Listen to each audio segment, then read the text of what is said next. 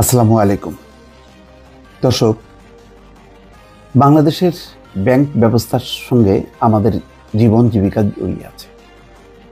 বহু মানুষ আমরা ব্যাংকের উপর নির্ভরশীল। ব্যাংকে আমাদের অ্যাকাউন্ট আছে, হিসাব আছে, নগদ হিসাব আছে, সেখানে আমরা টাকা জমাই, টাকা তুলি এবং টাকা রাখি। বাংলাদেশে এখন বহু মানুষ, এবং তার হয়তো সংখ্যা নেই, এত নেই যারা ব্যাংকের সঙ্গে জড়িয়ে আছে। কিন্তু সবচেয়ে দুর্ভাগ্যজনক হচ্ছে সেই ব্যাংক ব্যবস্থা এখন রীতিমতো হুমকির মুখে বা খুবই নড়বড়ে অবস্থা। আমি কয়েকটা শিরোনাম শুধু আপনাদেরকে বললে বুঝতে পারবেন যে ব্যাংকের কি বেহাল দশা করে গেছে আগামী বিগত সরকার। শেখ হাসিনা পালিয়ে গেছেন, কিন্তু ব্যাংক, বিমা সমস্ত কিছু ডুবিয়ে গেছে। সেই চিত্রগুলো এখন যখন কি তদন্ত করছে তখন বের হয়ে আসছে, এবং জরুরিভাবে বাংলাদেশ ব্যাংককে কিছু পদক্ষেপ নিতে হচ্ছে। অর্থ মন্ত্রণালয় সেই ব্যাপারে পদক্ষেপ নিচ্ছে।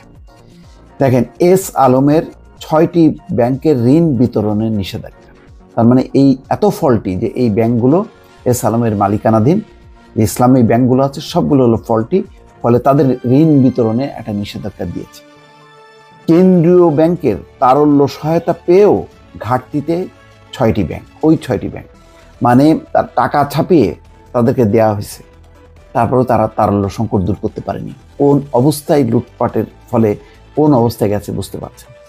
আচ্ছা, অনিয়মে ডুবতে বসেছে এনআরবি ইসলামিক লাইফ ইন্স্যুরেন্স। যাক, ইন্স্যুরেন্সের প্রসঙ্গটা আমি আরেকদিন বলবো। আর একটা কথা বলছেন বাংলাদেশ ব্যাংকের নতুন গভর্নর, তারল্য সহায়তা দিয়ে কোনো ব্যাংককে বাঁচাবে না বাংলাদেশ ব্যাংক। ন্যাশনাল ব্যাংকের পর্ষদ বাতিল, মানে ন্যাশনাল ব্যাংকের পরিচালনা পর্ষদ বাতিল, আব্দুল আওয়াল মিন্টু সহ 7 জন নতুন পরিচালক নিয়োগ। দুর্বল ব্যাংককে টাকা ছাপিয়ে আর সহায়তা দেওয়া হবে না বলছেন বাংলাদেশ ব্যাংকের নতুন গভর্নর। সোনালী ব্যাংকের চেয়ারম্যান পদত্যাগ, গ্রামীণ ব্যাংকের চেয়ারম্যানও পদত্যাগ করেছেন। তার মানে দর্শক বুঝতে পারছেন যে কত পরিমাণ অধঃপতনে চলে গেছে এই ব্যাংকগুলো, যেগুলোকে টাকা ছাপিয়ে বাঁচিয়ে রাখা হতো ওই সরকারের মদতপুষ্ট এস আলমের মালিকানাধীন কয়েকটা ব্যাংক। কেননা এই মাফিয়াদের সঙ্গে সরাসরি শেখ হাসিনা এবং তার পরিবারের একটা আর্থিক সংযোগ আছে, এবং আরও অনেকেরই আছে। সেগুলো হয়তো বেরোবে কোথায় সেই টাকাগুলো কোথায় গেছে না গেছে। যাক, আহসান এইচ মনসুর, সৎ মানুষ, ভালো মানুষ, সবাই চেনেন তাকে। তিনি বলছেন যে দুর্বল ও সমস্যাযুক্ত ব্যাংকগুলোকে টাকা ছাপিয়ে আর সহায়তা দেওয়া হবে না।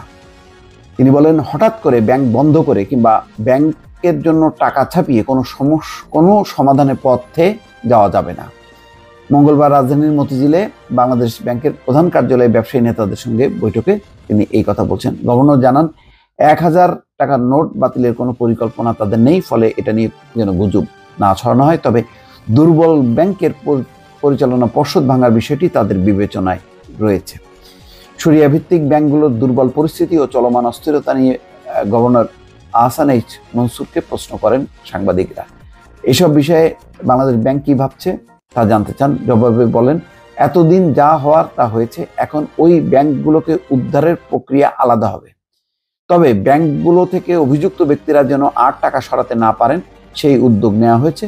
পরবর্তী সময়ে ব্যাংকিং কমিশন গঠন হলে দুর্বল ব্যাংকগুলোর সংখ্যা কমিয়ে বা তাদের একীভূত করে সমস্যা সমাধানের উদ্যোগ নিতে হবে।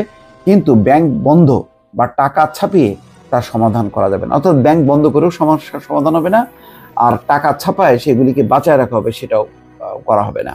শরিয়া ভিত্তিক ব্যাংকগুলো থেকে গ্রাহকরা আমানত তুলে নিচ্ছে। এই প্রসঙ্গে বলেন, আমানত তুলে নেওয়া আমানতকারীর সার্বভৌম অধিকার।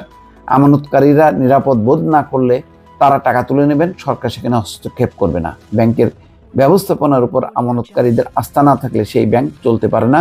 সব সময় এমন ব্যাংককে উদ্ধার করতে যাওয়া ঠিক নয়। এই পরিস্থিতির জন্য ওই ব্যাংক কর্তৃপক্ষই দায়ী। তারা নিজ দায়িত্বে এই অবস্থায় নিয়ে গেছে, ফলে আমরা তাদের এখন কোনো সহায়তা দেব না, পরিষ্কার।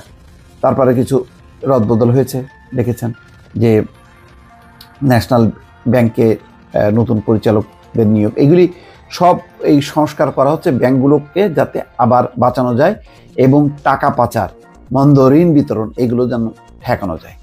তো দর্শক, যেহেতু এই রিপোর্টটা আপনাদের সামনে আনার উদ্দেশ্য হলো এই যে আপনারা অনেকেরই টাকা আছে বিভিন্ন ব্যাংকে, আমি জানি। তো ফলে কোন ব্যাংকে টাকা রাখবেন, কিভাবে রাখবেন, এগুলি যথেষ্ট চিন্তা ভাবনা করে আপনারা এগোবেন, এটাই হচ্ছে আমার পরামর্শ। ভালো থাকবেন, আল্লাহ হাফেজ।